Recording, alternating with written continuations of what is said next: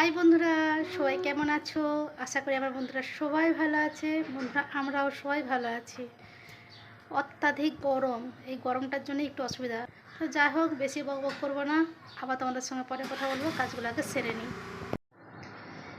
এই ঘরের সমস্ত কাজ সেরে স্নান করলাম। এখনও বড় কাজ কিন্তু বাকি রয়েছে। কি বলো তো বড় কাজটা? রান্না করা গো, রান্না করা। চলো আর দেরি করবো না, ঠাকুর পাকুর দিয়ে রান্না করতে চাই। আমরা স্নান করা হয়ে গেছে।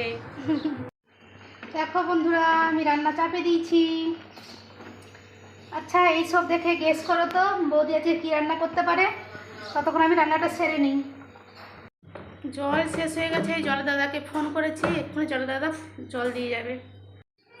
হেঁসলের নেতাটা দেখো বড্ড তেল চিটানি হয়েছে। তো দেখো, এইটাকে আজকে আমি পরিষ্কার করব।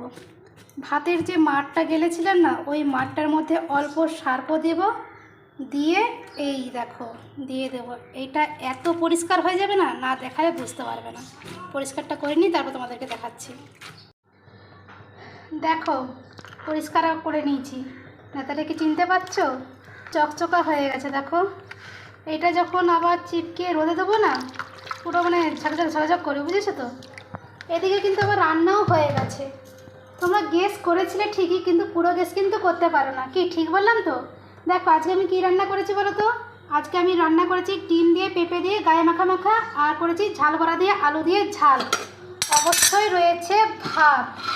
আজকে কিন্তু আমার দেখো কড়া মাজা হয়ে গেছে, গ্যাসও পরিষ্কার করে হয়ে গেছে। তো বন্ধুরা চলো, আবার তোমাদের সঙ্গে আমি পরে কথা বলবো। বন্ধুরা, মাছ ছেড়ে খেতে বসে গেছি।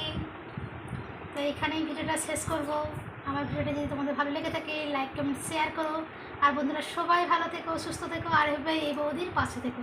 তো আজকের মতো রাখি, টাটা।